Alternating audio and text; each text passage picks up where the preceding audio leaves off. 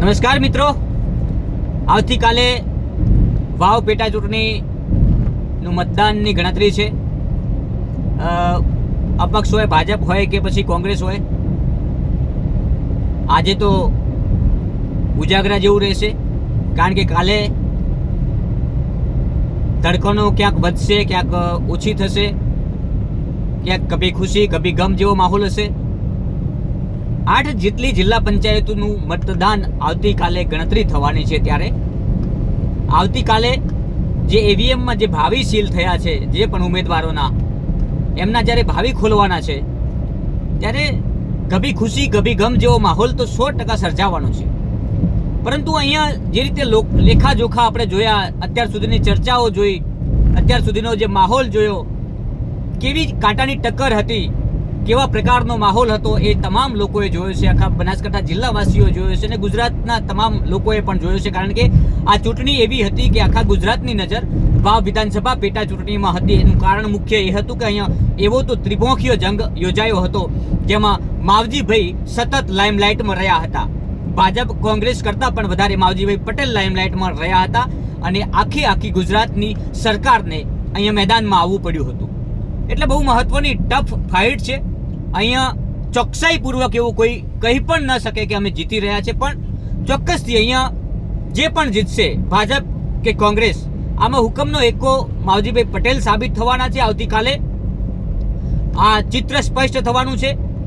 વાવના king કોણ બનવાના છે, વાવ વિધાનસભાના બાદશાહ કોણ બનવાના છે, વાવ વિધાનસભાના સાહેબ કોણ બનવાના છે, તેને લઈને તંત્ર દ્વારા પણ તડામાર તૈયારીઓ થઈ રહી છે.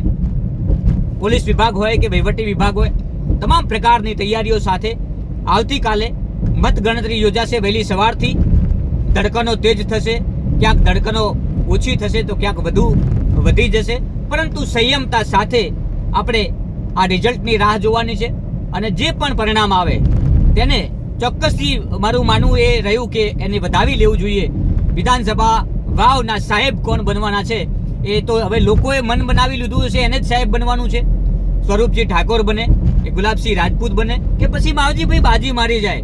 કારણ કે આમાં ઘણીવાર 2માં ત્રીજો ફાવી જતો હોય છે, તો એવું પણ બને. પરંતુ અહીંયા ચોક્કસથી એક વાત સ્પષ્ટ થાય છે કે 8 જિલ્લા પંચાયતમાં જે પ્રકારે ટકાવારી મુજબ જે મતદાન થયું છે, અને ચોક્કસથી આ મતદાનને લઈને ટકાવારીમાં પ્લસ માઇનસ થવાનું છે.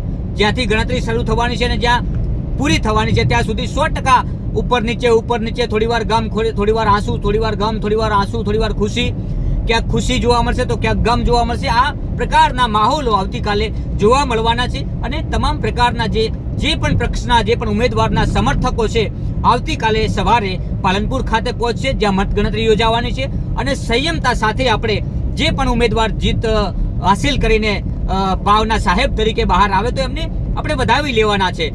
એવા માહોલમાં આ ચૂંટણી આવતીકાલે પૂર્ણ થવાની છે. કારણ કે આવતીકાલે સ્પષ્ટ ચિત્ર થવાનું છે કે વાવમાં સાહેબ કોણ બનશે.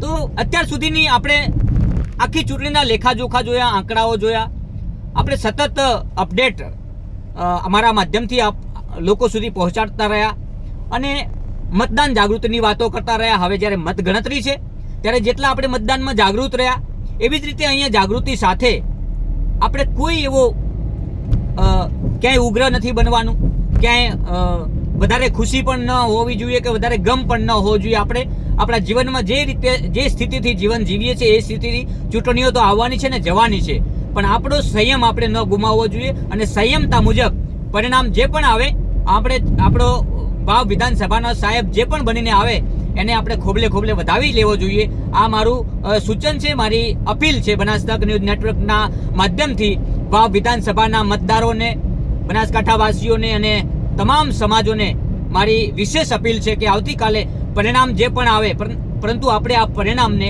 વધાવી લેવાનું છે. કારણ કે ચૂંટણીઓ તો ફરી આવવાની છે અને જવાની છે. આપણે અહીંયા જ રહેવાનું છે, સાથે હળી મળીને રહેવાનું છે. માટે પરિણામ જે પણ આવે ખુશીથી વધાવી લેવા વિનંતી. આપણા સાહેબ એટલે કે વાવ વિધાનસભાના જે પણ સાહેબ બનીને આવે એ સાહેબ 100% 3 વર્ષ સુધી વાવ વિધાનસભાના લોકો વચ્ચે રહેવાના છે, લોકોની સેવા કરવાના છે. તો સતત આપણે અત્યાર સુધી ચિંતિત હતા કે કોણ બાજી મારશે, કોણ જીતવાનું છે, કોની હાર થશે, કોણ મહત્વનો રોલ ભજવવાનું છે, કઈ સમાજના વધારે મતદાન થયા છે, કઈ સમાજના ઓછા મતદાન થયા છે, કઈ સમાજ કયા પક્ષમાં ગઈ હશે, કઈ સમાજે કયા ઉમેદવારની પસંદગી થઈ હશે. આ તમામ તૈયારીઓને વચ્ચે, તમામ વાતોની વચ્ચે હવે આવતીકાલે આ વાતો ઉપર પૂર્ણ વિરામ મુકાવાનું છે અને રિઝલ્ટ સ્પષ્ટ થવાનું છે. ઉમેદવાર જીતના જે ઉમેદવાર હશે એનું ક્લિયર ચિત્ર સ્પષ્ટ થવાનું છે. વાવના સાહેબ કાલે બનીને જે પણ આવે તમામ મતદાતાઓને, તમામ મતદારોને અને વાવ વિધાનસભાના ક્ષેત્રને, તમામ 3 તાલુકાને મારી નમ્ર વિનંતી અને નમ્ર અપીલ છે કે વાવ વિધાનસભાના કોઈ પણ સાહેબ બનીને આવતીકાલે આવે તો એમને વધાવી લેવાના છે. નમસ્કાર.